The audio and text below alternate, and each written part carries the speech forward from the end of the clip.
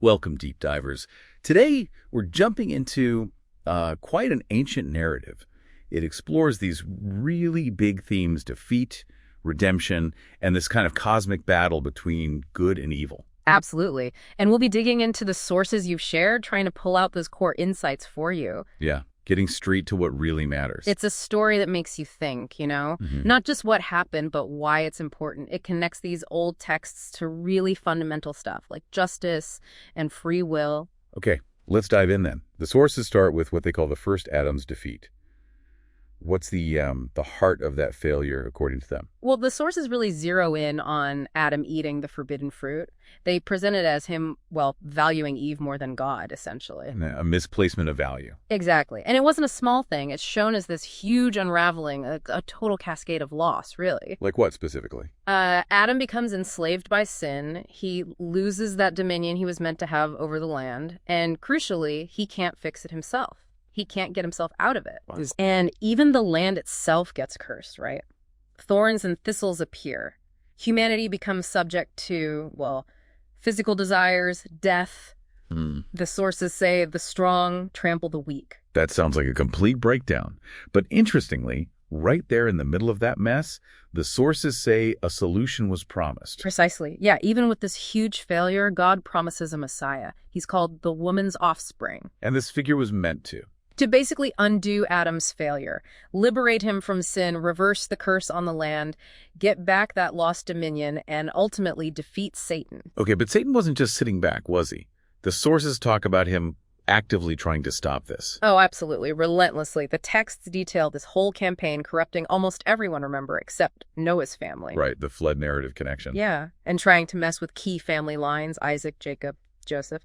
Then later enslaving Israel through empires like Egypt, Assyria, Rome. Constantly pushing them towards idolatry, breaking God's laws. Exactly. Trying to ruin them completely, really, to stop that promised Messiah from ever showing up. So this ongoing conflict, it brings up a big question the sources tackle. If God is sovereign, how does this whole struggle work? There seems to be a paradox here. Yeah, it's fascinating. The core idea presented is that Satan actually can't do anything without God's permission. Really? Nothing? That's what the sources assert. They give examples: Job's suffering, King Ahab being deceived, even the specific events that led to the last Adam's death. And this seems crucial. Getting permission doesn't mean you're not guilty, right? Absolutely not. That's the critical point they make. God's permission never removes the guilt from Satan or anyone else involved. Murder, betrayal, lies, those are still condemned, still punishable. Okay, so how do the sources explain this? I know there's an analogy they use, something about the Kidron Valley. Yes, exactly. It's a powerful image. Think of the Kidron Valley as a boundary line, like the one bordering ancient Jerusalem. The boundary of truth. Sort of, yeah. A boundary of what's permissible versus what incurs guilt.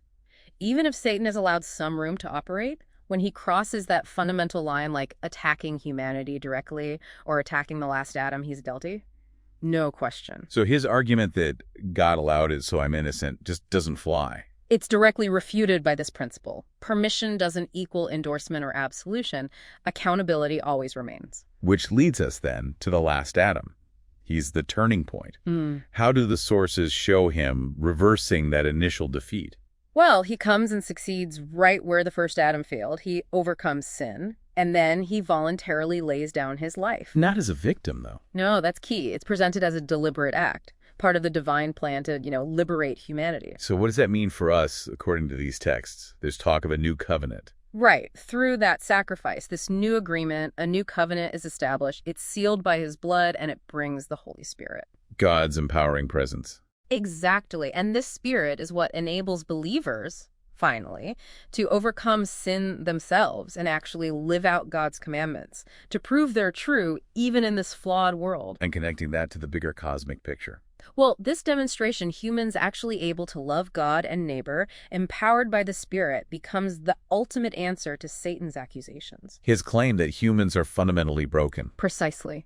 It vindicates God's justice, God's righteousness, and it leads directly to Satan's final judgment being banished.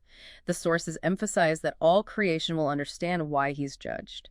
The conflict is resolved justly. Wow. Okay, this deep dive really shows an incredibly layered and connected story, doesn't it? It really does. It paints this picture where even when it looks like God is allowing evil, there's still ultimate accountability. There's always a bigger just purpose unfolding.